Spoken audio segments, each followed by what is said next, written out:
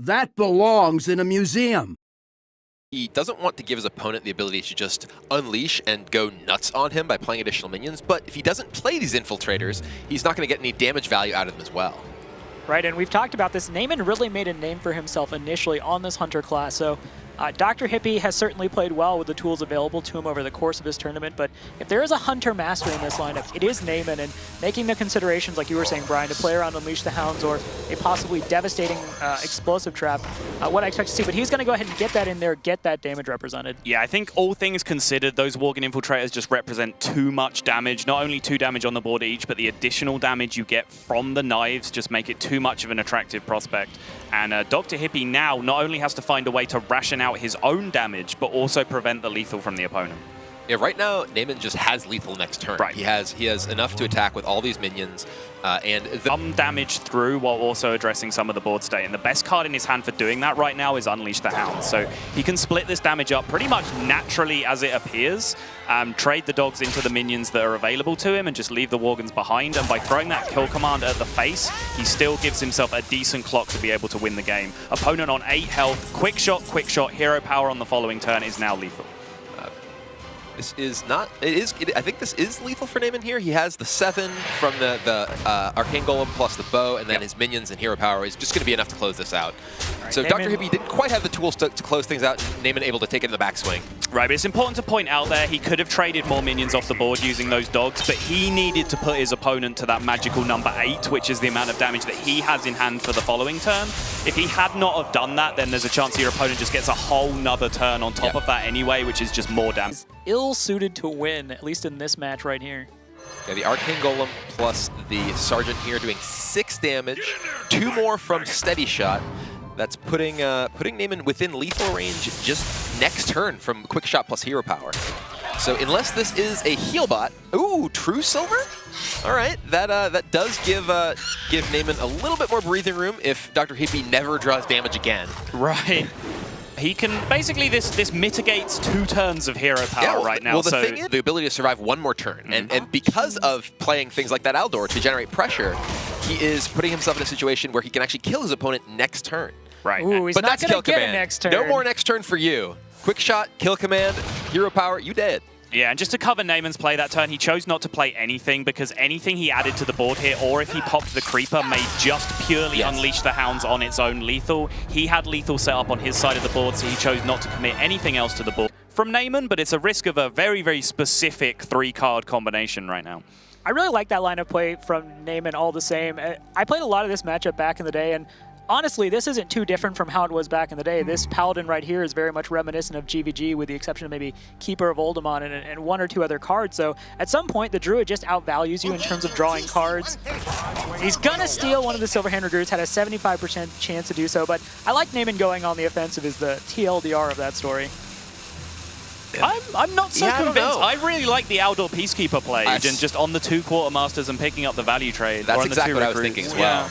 All right, I'm outvoted on this one.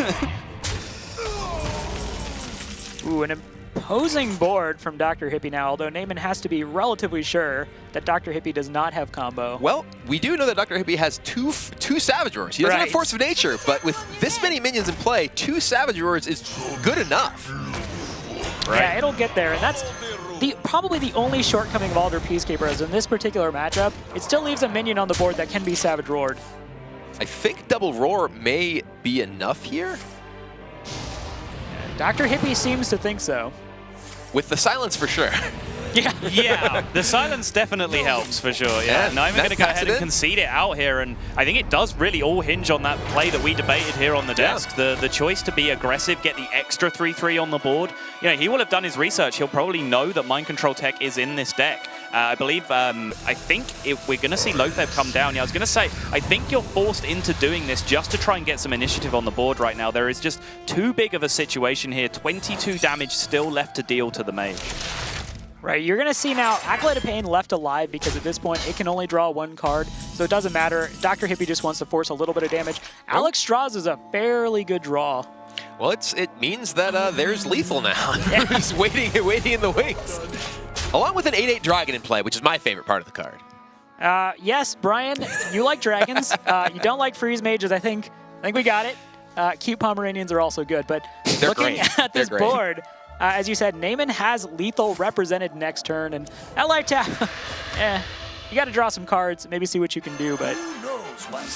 Yeah, DrHippi going to go out in style here with the Dark Peddler, try and pick up maybe 2 Voodoo Doctors is the best outcome from this, but even that, probably not going to be enough to get the job done here. Elven Archer and Secret Keeper, definitely not the combination that he needs, so we are going to see him go down here, and this game is going all the way to the wire.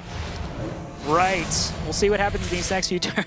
Elven Archer are going to come out, and because of Bran, will deal 2 damage, so 2 shots. She said 1 shot, though. She said 1 shot. Nice. Brian, we've all been lied to, but it's 2 shots, 1 kill this time, and it is going to clear up the board, but Naiman draws even more damage. Yep, just in case he didn't have him covered before, that is more than enough. Any combination of cards he likes here, just the 4-mana Fireball followed by the 3-mana Fireball, gets the 12 damage, and this one, Rob, is going all the way. Right, game 5, wouldn't expect anything less between, as you guys have been saying, a wide board. Yeah, I mean, I think it definitely will be a consideration, but there will also be a thing in the back of his mind that says, yeah, I'm pretty far behind right now. This has been an incredibly fast start from my Paladin opponent. I have to take the risk and go for this, and I'm not at all surprised to see the Double Juggler come down here. That's not where he wants these knives to be going right now.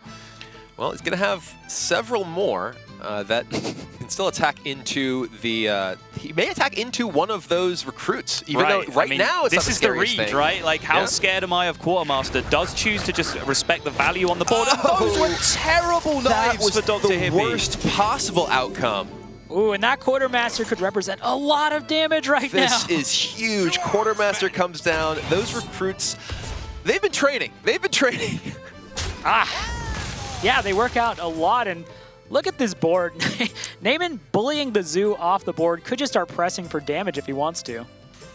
Right? I mean, like, the Knife Juggler needs to be taken care of. Again, it's just one of those must-kill minions, but I don't really see too much reason to start interacting with these minions on the board. Let's just get this party started. 9 to face takes him down to 20. This series of trades, he still has lethal represented on the board right now, so he's just going to tidy up, play around any absolute nonsense coming out of this deck in terms of burst damage. Implosion is a card that can potentially buy another turn, but he's still so far off from climbing back into this.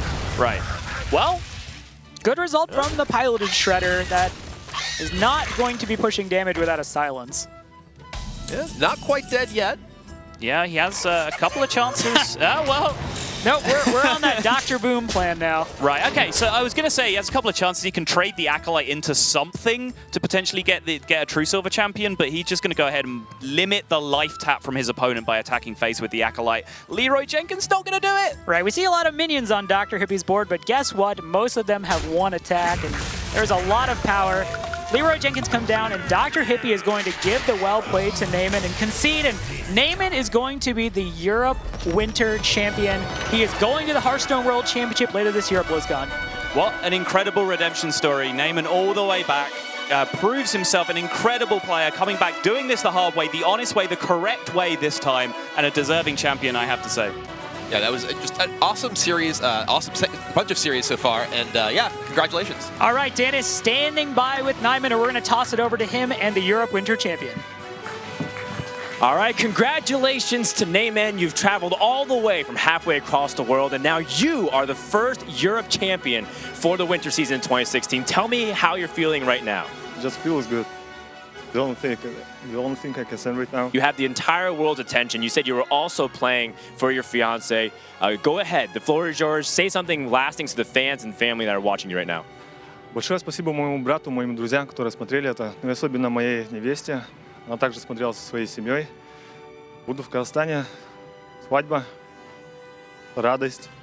Супер. I understood the last word of that. Congratulations, you're champion for the Europe Winter Championship. It is Naiman from Kazakhstan. Thank you so much to everybody.